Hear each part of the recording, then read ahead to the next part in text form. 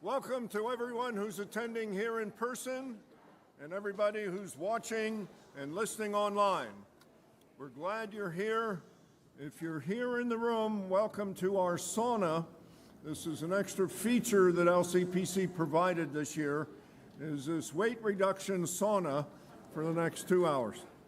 Now, all seriousness aside, all joking aside, our air conditioning went out. It's frozen, as you can sense, and I don't think it's going to get any better while we're here. We're doing what we can to pump cool air in from the narthex, and so the people in the back probably are cooler than those of us up here in the front. My name is Jack Lantz. I'm the Director of Music and Worship Arts here at LCPC. The next 25 minutes, I'm going to tell you about some of the songs we're doing today, the background, and why we chose to program them. Most of us think the Star-Spangled Banner, our national anthem, which spans an octave and a half, is rather difficult to sing. It's based on an Old English drinking song, the melody is, retooled with Francis Scott Key's lyrics, which extol the victory during the War of 1812, and it seems rather warlike, some people think. Well, we could have had some other choices. In 1919, just after World War I, 12 years before the Star-Spangled Banner was appointed by Congress as our national anthem, a New York newspaper called the New York American, it was later the Journal American, staged a national anthem writing contest. They were mindful of the patriotic mood of the country, which had just emerged from World War I. New York American put out a call for songwriters to create a song for our country. The 5 judges included John Philip Sousa, Irving Berlin, and 3 others. They chose the finalists, and then the 15 finalists were published by the newspaper, so people at home, and in those days, many people at home played the piano and sang around the piano. This was days before television, of course, or even before radio. But they asked the readers to play these 15 songs and choose the finals. They could vote by writing a letter and sending it into the newspaper. Among the entrants was a 21-year-old, soon-to-be hit songwriter named George Gershwin. He was just beginning his career. Gershwin and a Tin Pan Alley lyricist named Michael Rourke created a rousing march tune that they thought would appeal to John Philip Sousa, and they would win. But they didn't capture the $5,000 top prize. Their efforts earned them an honorable mention and $100, which they split between them. Gershwin's take was $50, more or less the equivalent of $500 today. We're going to sing and play the whole song for you so you get a feel for it, but here's a brief orchestral version so you sense what Gershwin sounded like pre-Rhapsody in Blue.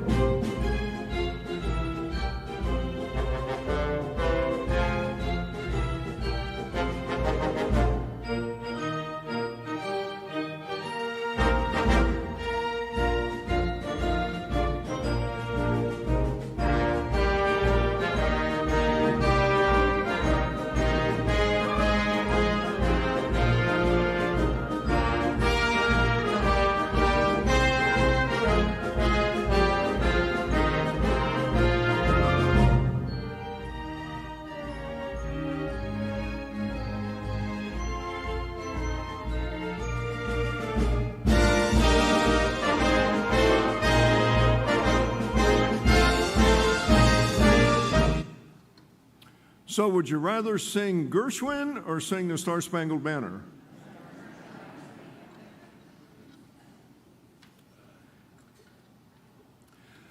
Banging out a melody on the piano's ivories doesn't seem like it has anything to do with winning a war. But that doesn't mean that pianos haven't had a place in the American military. New York-based Steinway & Sons even had a model of an upright piano known as a Victory Vertical, or GI Steinway. These pianos were built specifically for troops in World War II. During the war, the government essentially shut down the production of musical instruments to divert vital resources, including iron, copper, brass, and other materials for the war effort. Yet the government also determined that the war effort ought to include entertainment that could lift soldiers' spirits. But just any old piano wouldn't do. Like many others, the Steinway Company had shifted its efforts to constructing tails, wings, and other parts of troop transport airplanes before the commission for rough and ready pianos came through. The company was famous for its pianos, of course, but the finely tuned models weren't well suited to where soldiers were stationed in the tropics or in the cold or around the world. While preserving a high level of craftsmanship, Steinway designed a piano that was rugged, durable, but it also had to be economical in its use of materials. They needed pianos hardy enough to withstand the trying conditions out in the field, including being packed into a crate and dropped out of an airplane. Here you see a piano in the crate. Music almost was secondary to this, but it was such a powerful morale boost that pianos were built to be parachuted at low altitudes to the troops around the world. And by the way, the president of Steinway had 4 sons serving in the U.S. military during World War II. Steinway started from the ground up. The Victory Verticals didn't have legs like most upright pianos because they wouldn't have withstood the airdrop. Other special features included water-resistant glue, anti-insect treatments, keys covered with celluloid instead of ivory, and bass strings wound in soft iron instead of traditional copper. They were designed to contain only 1/10 as much metal as a normal piano. They placed handles under the key bed and the back so that 4 soldiers could carry the 450-pound instruments. And beyond all that, the instruments had to be visually interesting. Unlike the vast majority of pianos that come in black or dark wood finish, the Victory Vertical was painted in olive green, as the one here in this picture, or blue and gray, depending upon whether they were going to the Navy or the Air Force. And they were structurally designed to be parachuted from low altitude. Here you can see the Steinway factory in New York and a row of Victory Verticals. By the end of the war, Steinway had produced about 5,000 Victory Verticals, roughly half of which went to the military. The others were sold to schools and churches.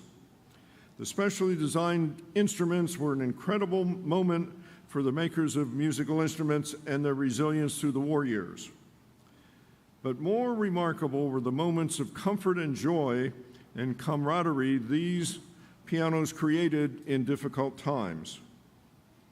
In this picture is William Cool of the 10th Special Services Company tuning a piano in Guadalcanal in the Solomon Islands.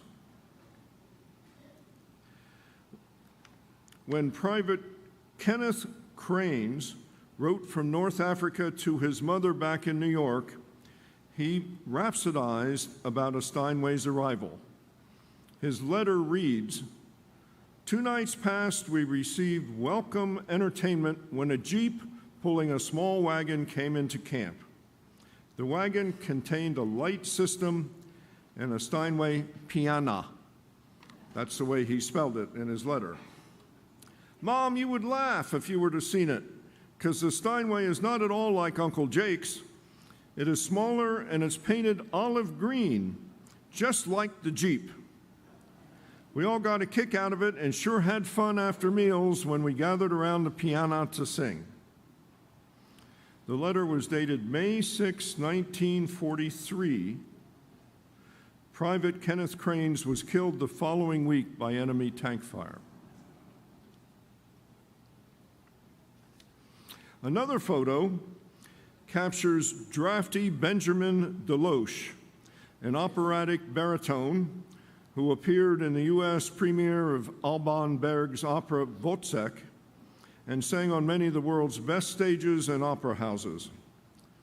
He sang for soldiers on the battlefront, accompanied by a Steinway Victory piano at hand, as you see in this picture. His particular instrument, they've been able to trace, was numbered W-672. It traveled 25,000 miles from Fort Riley, Kansas to Port Moresby, Papua New Guinea, ending up 11 miles from enemy lines. In the process, Deloche said later, it served soldiers, Red Cross workers, hospital patients, Australian shows, and innumerable USO camp shows and concerts. And on a personal note, after the war, Ben Deloche became a professor at Yale University, where I used to accompany some of his classes and lessons on piano, but it was a 9-foot Steinway, not a Victory vertical. And for you Navy veterans, Steinway's instruments continue to serve in other military settings. When the nuclear-powered submarine USS Thomas A. Edison was built in 1961, a Steinway upright was installed in the crew's mess area at the request of its captain. Instrument remained on board until the sub was decommissioned in 1983. The restored upright today lives in the Navy Historical Center in Washington, D.C.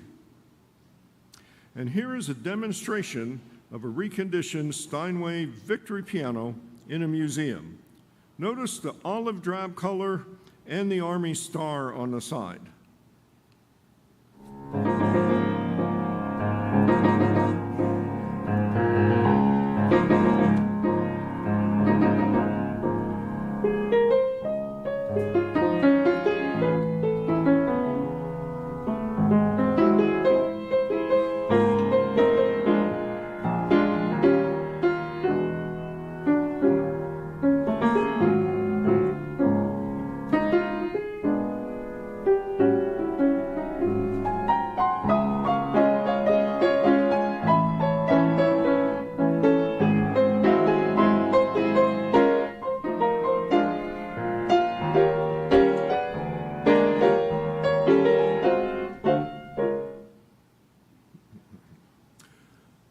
We do not have a Victory piano here today, but we will feature Kemp playing our Steinway here in the chancel. Randall Thompson ranks as one of America's greatest 20th century choral composers, along with his one-time student Leonard Bernstein. His 1940 anthem, Alleluia, was the best-selling choral work in this country throughout the 1960s and 70s. He was educated at Harvard. 1941, he became chairman of the music department of the School of Fine Arts at the University of Virginia.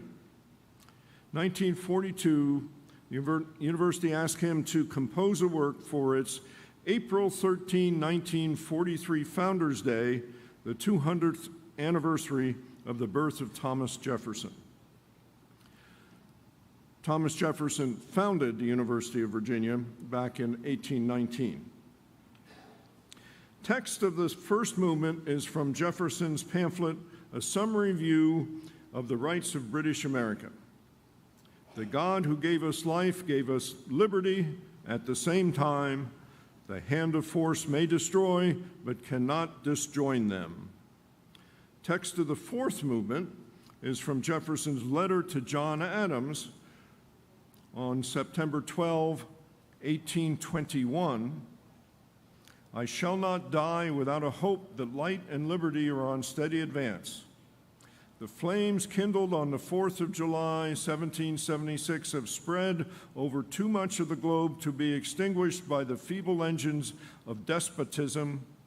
On the contrary, they will consume these engines and all who work them. Today we shall sing the first and fourth movements of that work.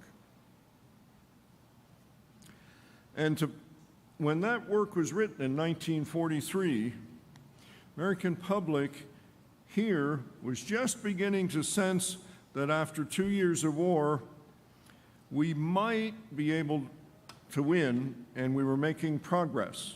Early 1943, Russians finally triumphed over the German invaders, but at a great cost, loss of life. Erwin Rommel's Africa Corps had been pushed back into Tunisia, but were still putting up a terrible battle. British had beaten off the Blitz, but the Axis hold on almost all of Europe, from Norway to Sicily and from the Atlantic to the Bosporus. And Japan, although had been defeated in the sea battle at Midway, still controlled over 100 million people in East Asia.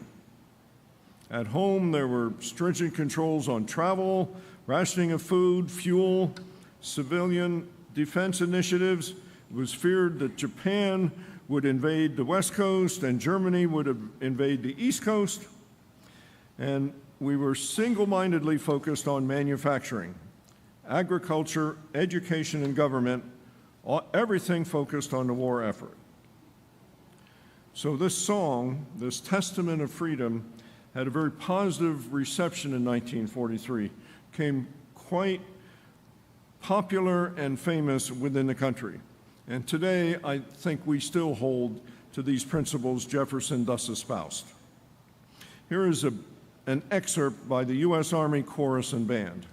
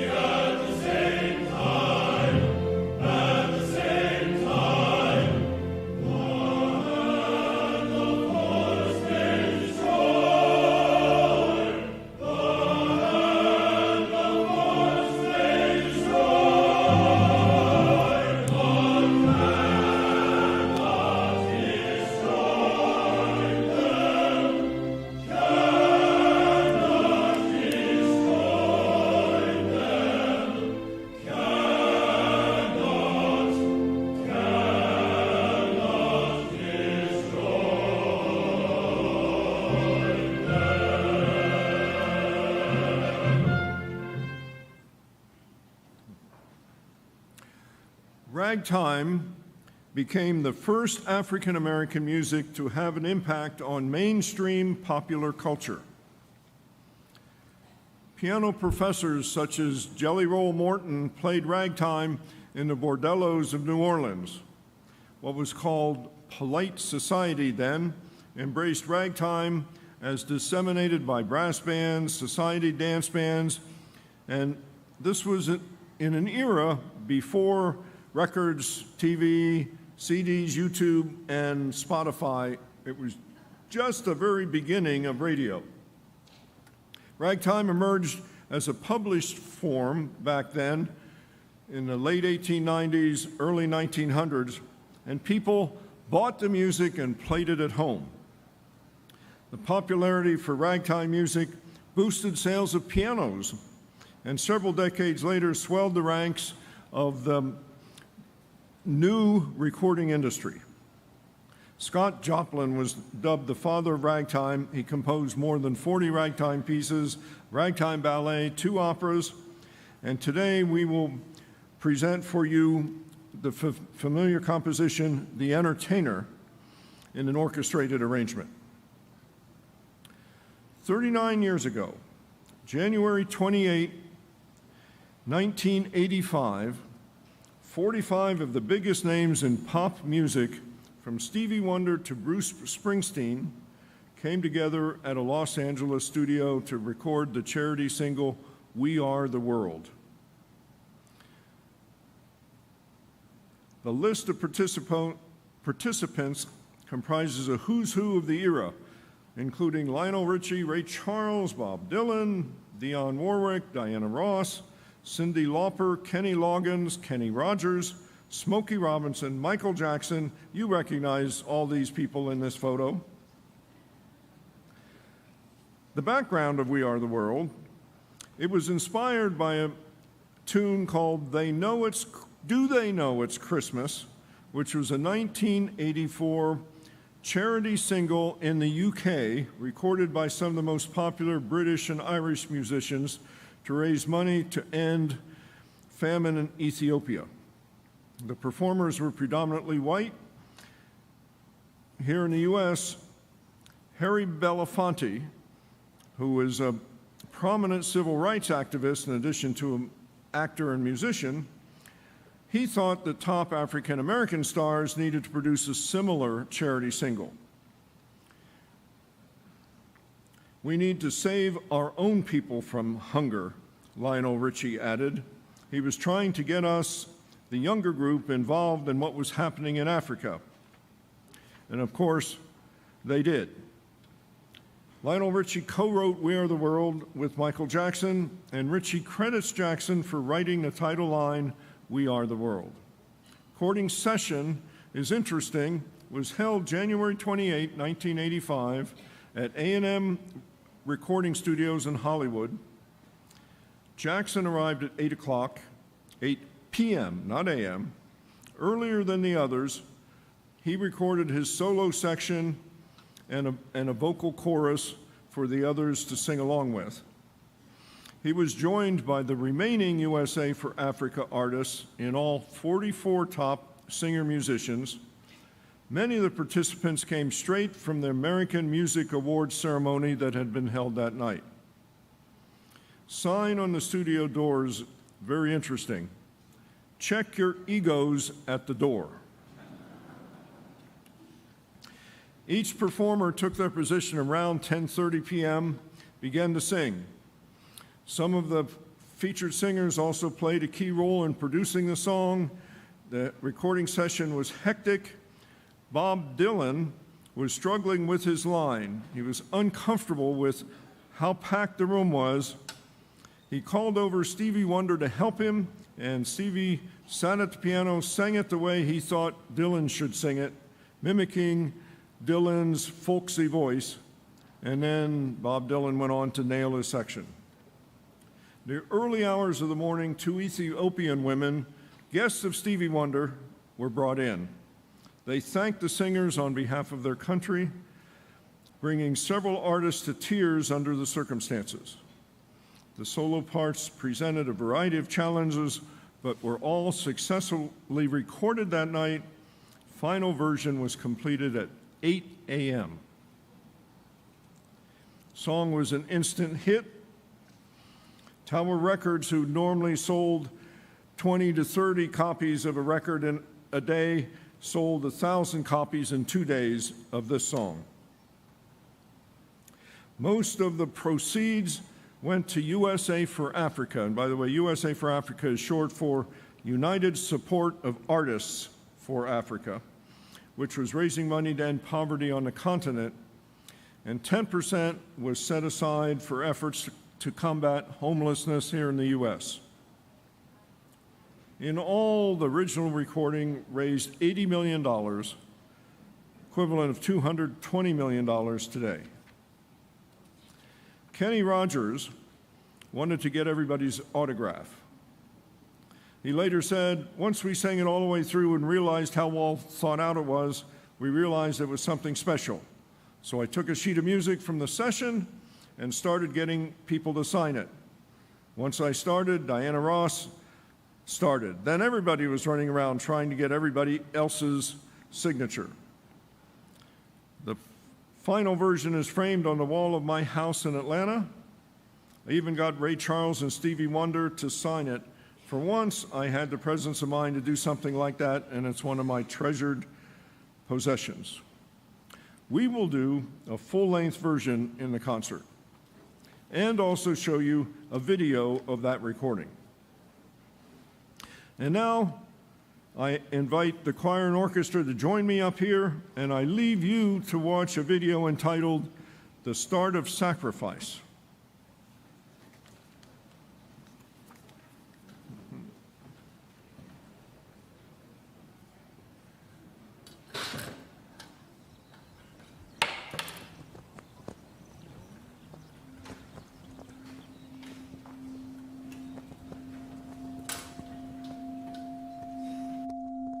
I used to think of soldiers as people who are just doing their duty. Good guys, yeah, but no names, no faces, no histories. They all blended together, all that camo and marching in line. Sir, yes, sir, you can't handle the truth. Combat in a jungle kind of stuff. Makes for good movie scenes, dramatic moments of sacrifice. Then, my best friend's kid signed up.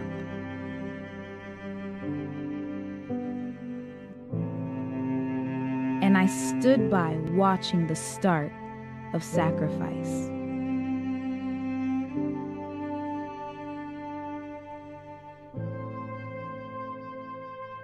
Early morning runs,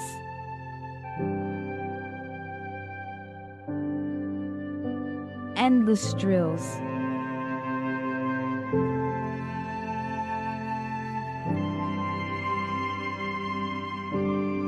the pursuit of collective perfection. He was joining the ranks of countless brave men and women who gave up their freedom to protect mine. They lost time and friends and limbs and innocence. Their sacrifice started with a pledge, a code, an oath. It started with a heart to serve, a commitment to give, a promise to put others first. To those men and women, the sons and daughters, the brothers, sisters, husbands and wives, who serve, give, sacrifice, protect.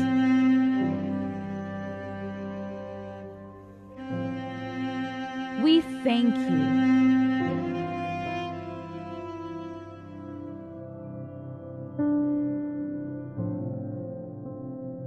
Thank you for starting.